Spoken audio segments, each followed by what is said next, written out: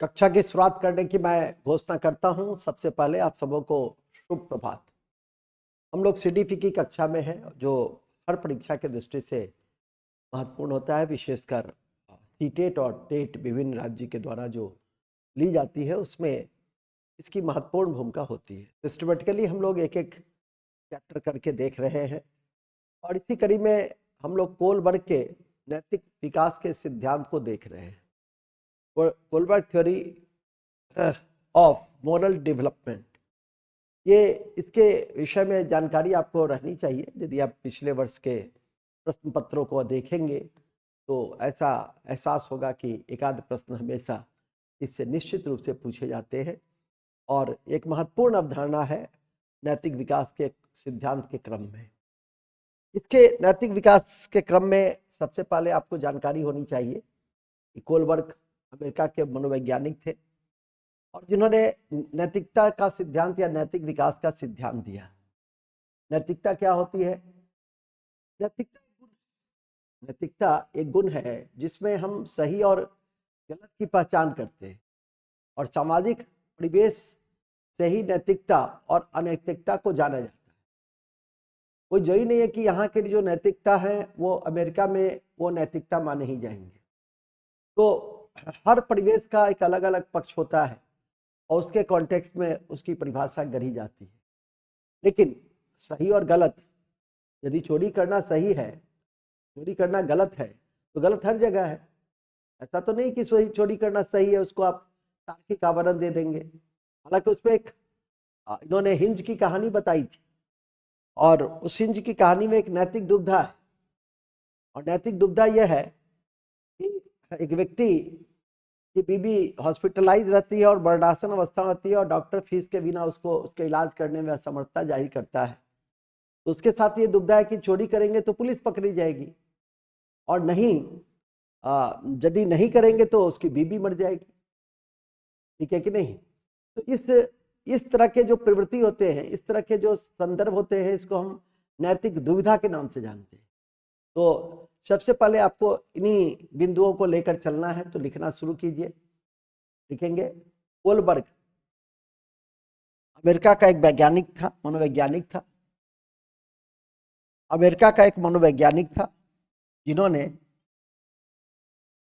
नैतिक विकास का सिद्धांत दिया, जिन्होंने नैतिक विकास का सिद्धांत दिया।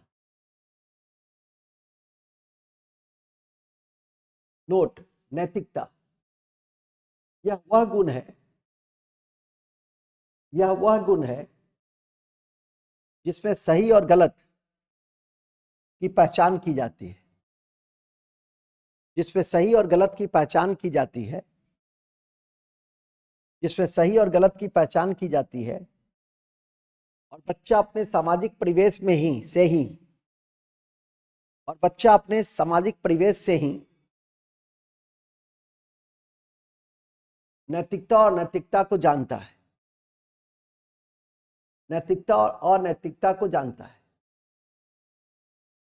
ठीक है? हमारे यहाँ पिता के साथ शराब पीना अनैतिकता है। यूरोप में पिता के साथ शराब पीना नैतिकता नहीं। हमारे यहाँ बहुत सारे ऐसे संदर्भ हैं जिसके विषय में आपकी समझ होगी। ठीक है कि नहीं? तो स्पष्ट है कि यह सामाजिक परिवेश में ही कोई बच्चा इस नैतिकता और अनैतिकता को जान पाता है। तो यह गुण है जिसमें सही और गलत की पहचान होती है। नेक्स्ट, अब हिंज की एक कहानी है, काफी इंपॉर्टेंट है कि नैतिक दुविधा क्या है।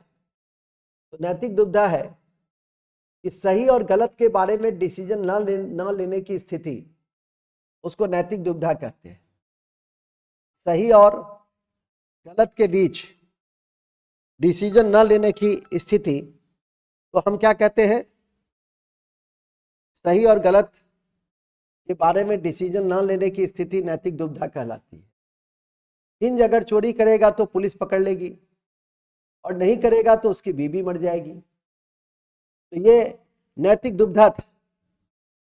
इसके अलावा नैतिक तर्कना, सही और गलत के बारे में डिसीजन लेने में शामिल प्रक्रिया को नैतिक तर्कना कहते हैं। सही और गलत के बारे में डिसीजन लेने में शामिल प्रक्रिया को नैतिक तर्कना कहते हैं। सही और गलत में से किसी एक को चुनना, जैसे हिंज ने चोरी को चुना और उसने यह तर्क दिया कि मुझे अपनी पत्नी को बचाना था, तो यह नैतिक तर्कना है, मोरल रीजनिंग, इसको ध्यान रखिएगा। नैतिक तर्कना क्या है? सही और गलत के बारे में डिसीजन लेने में शामिल प्रक्रिया को नैतिक तर्कना के नाम से हम जानते हैं। सही और गलत में से किसी एक को चुनना, जैसे हिंज ने चोरी को चुना, तो यह ध्यान रखने की विषय है। ठीक है, एक मिनट इसको वो करना। और तो इस कड़ी में हिंज की एक कहानी काफी इंपॉर्टेंट है, जो अभी मैंने थोड़ी देर पहले बताई कि नैतिक दुविधा और नैतिक तर्कना क्या होती है।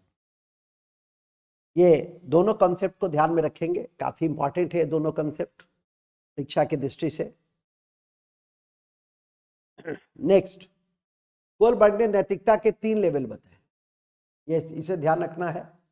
एक रूढ़िगत नैतिकता का स्तर होता है जो 4 से 10 वर्ष के बच्चों में होता है, क्योंकि हम कुछ भी पढ़ रहे हैं तो बच्चों के डेवलपमेंट के कॉन्टेक्स्ट में पढ़ रहे हैं। तो पहला लेवल है कि एक रूढ़िगत नैतिकता का स्तर है कि 4 से 10 वर्ष के बच्चों में सही और गलत के बारे में पता नहीं होता है, और इस अवस्था में नैतिक तर्कना दूसरे लोगों के मानकों के अनुसार होती है।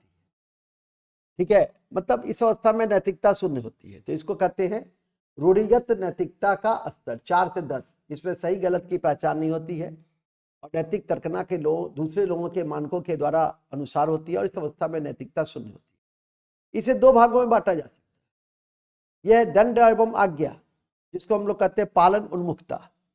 इसमें बच्चों की नैतिकता सजा और आज्ञा पालन पर निर्धारित होती है। जब हिंज ने चोरी की थी तो बच्चों ने सोचा कि अगर वह चोरी करेगा तो उसे सजा मिलेगी। ठीक है कि नहीं? साधनात्मक सापेक्ष और उन्मुखता होता है, इंस्ट्रूमेंटल रिलेटिविटीज और इंडिविजुअलिज्म होता है। इस अवस्था को जैसे को तैसे भी कहा जाता है, क्योंकि इसमें जैसा व्यवहार कोई उसके साथ करेगा वैसा ही वो खुद भी करेगा। एक बच्चे ने दूसरे बच्चे की पेंसिल तोड़ी तो दूसरे बच्चे ने भी उसका पेन तोड़ दिया। तो ये इसको कहते हैं साधनात्मक सापेक्षता और उन्मुखता। इस तरह के जो कॉन्सेप्ट है वो प्राक रूढ़िगत नैतिकता के स्तर में है, प्री कन्वेंशनल लेवल में है। 4 से 10 2 भाग में बटे हैं, दंड और आज्ञा, और दूसरा है साधनात्मक सापेक्षता और उन्मुखता। ठीक है, नेक्स्ट,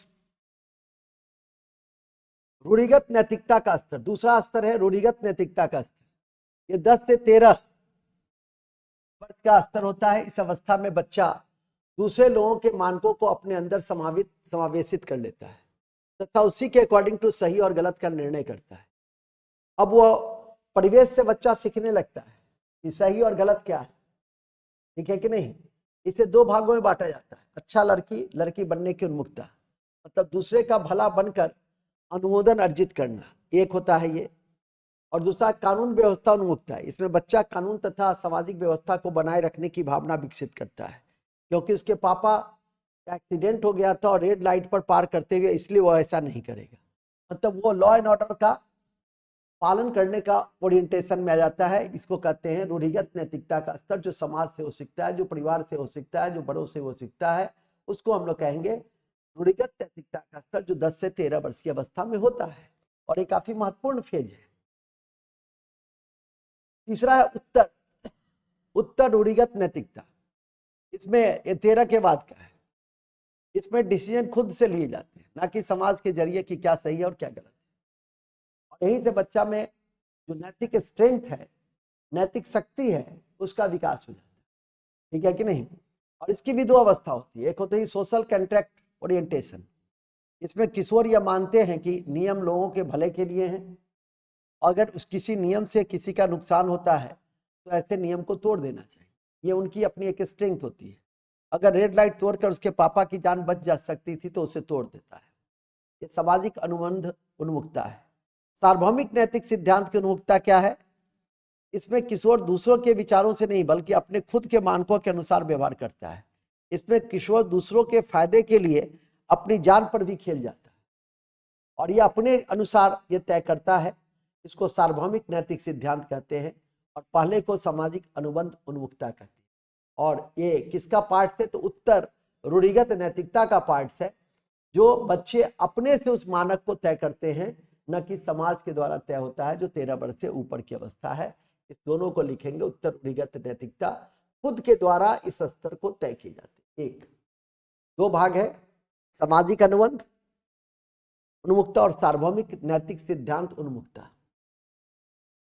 सामाजिक अनुबंध उन्मुक्ता में कि एक ही लाइन लिखना है कि यदि किशोर यह मानते हैं कि नियम लोगों के भले के लिए है और अगर किसी नियम से नुकसान होता है तो उस नियम को तोड़ देना चाहिए।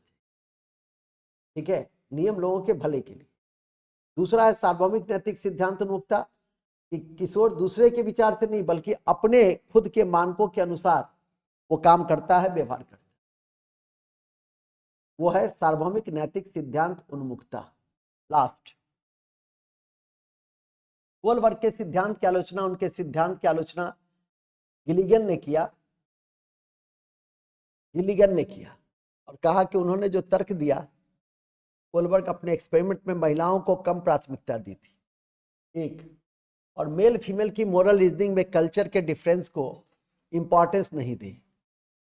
ठीक है, तो दो, एक तो महिला को उन्होंने कम वरीयता दी, कम प्राथमिकता दी, और दूसरा मेल फीमेल के मोरल रीजनिंग में कल्चर के डिफरेंस को इंपॉर्टेंस नहीं दी। इसी कारण से कोलबर्ग की गिलिगन ने आलोचना किया।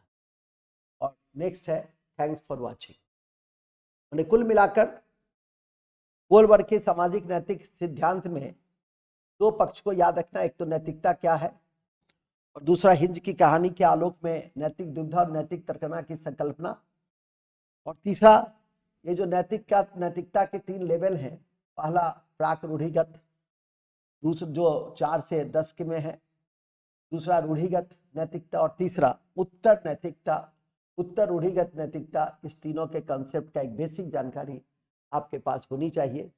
मैं उम्मीद करता हूं, और इसकी आलोचना के कॉन्टेक्स्ट में महिला को उन्होंने वरीयता नहीं दी और मेल फीमेल के जो मोरल डिफरेंसेज है वो कल्चरल के आलोक में है, तो इसको भी बहुत तवज्जो नहीं दिया।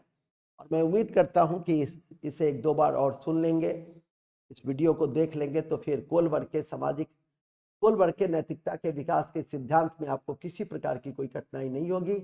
इसी से जो भी प्रश्न है उसको मैं समय अंतराल बनवाऊंगा और आगे बढ़ाऊंगा। पहले तो आप इसके बेसिक कॉन्सेप्ट को एक कॉपी में आपने नोट किया होगा, उसको ठीक ठाक ढंग से लिख लीजिए, मूल पॉइंट को उसको ब्रेन में रखिए, एक रोड मैप भी तैयार कर लीजिए चार्ट के रूप में, और जिससे कि आपको परीक्षा के समय रिवीजन करने में सुविधा हो सके।